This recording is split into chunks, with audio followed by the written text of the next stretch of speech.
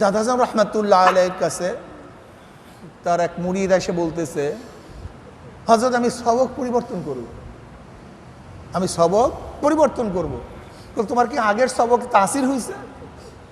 বলে হ্যাঁ হযরত তাসির তো হয়েছে, বলবো না দেখবেন? বলে দেখলে তো খুব ভালো হয়। এরপর সে 5 আনফুসের জিকির শুরু করছে। যখনই শ্বাসে টান দিছে দেখে যে সমস্ত পশমগুলা ঝাঁত ঝাঁত কইরা জিকির করা শুরু করে দিচ্ছে, সমস্ত পশম জিকির শুরু করে দিচ্ছে।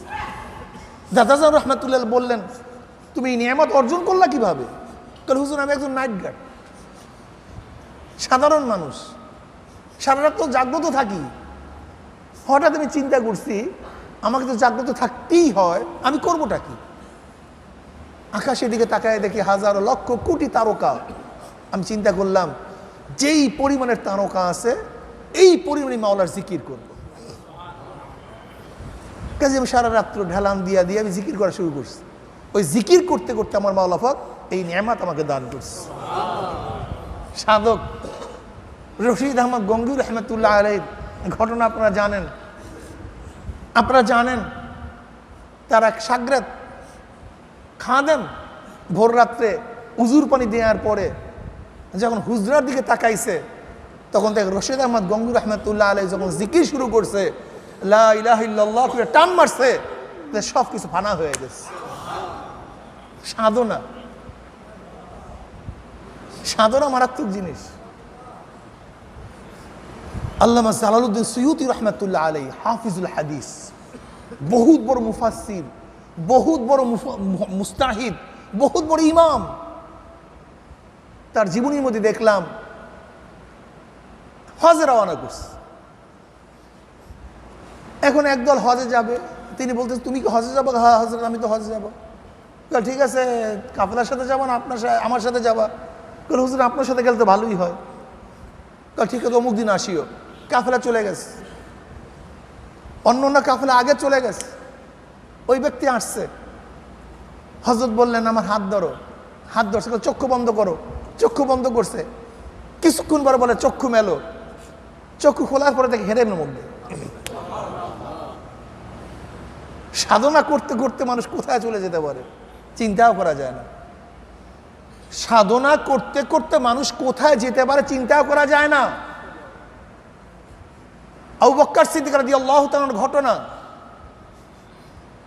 একদিন জিবরাইল আলাইহিস সালাতু ওয়াস সালাম আসছেন, প্রশ্ন করছেন আল্লাহর মাখলুক জিবরাইল কোথায়, আল্লাহর ফেরেশতা জিবরাইল কোথায়? আবু বকর সিদ্দিক রাদিয়াল্লাহু তাআলা কিছুক্ষণ চিন্তা করার পরে বললেন আমি সব জায়গায় ঘুরে দেখলাম কোথাও জিবরাইল নাই, আমার ধারণা তুমিই জিবরাইল হবে। এই সাধনা করতে করতে কি অবস্থা হয়, মদিনার মধ্যে ভূমিকম্প শুরু হয়ে গেছে। ওমর ইবনে খাত্তাব রাদিয়াল্লাহু তাআলা আনহু লাঠি দিয়া বাড়ি মারছেন, থাম জমিন, থাম জমিন। অমনি জমিন থেমে গেছে। আপনি বুঝেন নীল নদীর মধ্যে পানি নাই। তৎকালীন সময় রেওয়াজ ছিল সুন্দর এক মহিলাকে জবাই দিতে হইতো। ওমর ইবনে খাত্তাব রাদিয়াল্লাহু বললেন না, এটা আল্লাহর নামে জারি হয়, আল্লাহর নামে বন্ধ হয়। ছোট্ট একটা চিঠি লেখছেন নীল নদের কাছে, নীল নদ যে আল্লাহর নামে জারি হও, জারি হয়ে যাও। আজ আল্লাহর নামে জারি না হও, জারি হওয়ার প্রয়োজন নেই, চিঠি ফালাইতে দেরি, লেকিন নীল নদের মধ্যে পানি জারি হইতে দেরি হয়নি।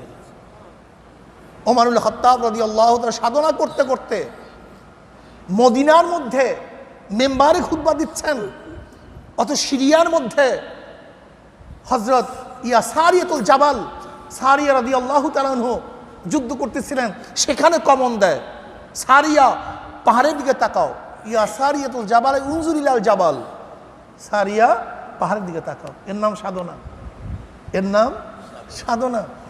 আব্বাজান রহমতুল্লাহ আলাইহি, দাদাজান রহমতুল্লাহ আলাইহি, রশিদ আহমদ গঙ্গী রহমতুল্লাহ আলাইহি, হজরত কারি ইব্রাহিম সাহেব রহমতুল্লাহ আলাইহি, এরকম বুজুর্গানে দিনের, মুহাদ্দিসিনে কেরামের দিনের বহুত হাজারো হাজারো হাজারো ঘটনা আছে।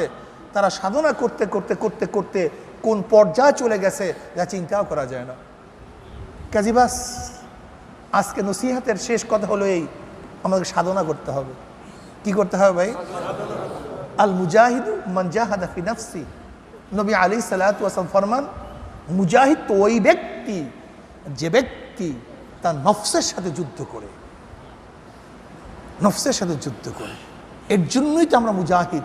সার্বক্ষণিক নফস এবং শয়তানের বিরুদ্ধে আমাদের যুদ্ধ চালাতে হবে। আল্লাহ আমাকে এবং আমাদের সবাইকে কবুল করে নেন।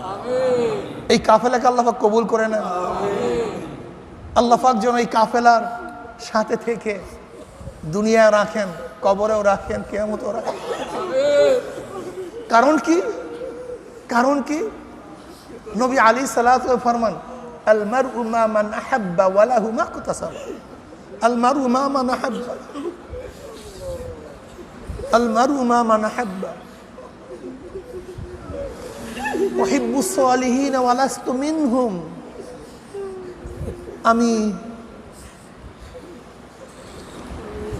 আমি সালেহ না, আমি নেককার না, আমি আল্লাহওয়ালা না, কিন্তু উহিব্বুস সালিহিন, আমি আল্লাহওয়ালাকে মুহাব্বত করি। আল্লাহ আল্লাহ ইয়ারযুকনা সালাহ, এই আশায় যেন আমি নেককার হয়ে যাই।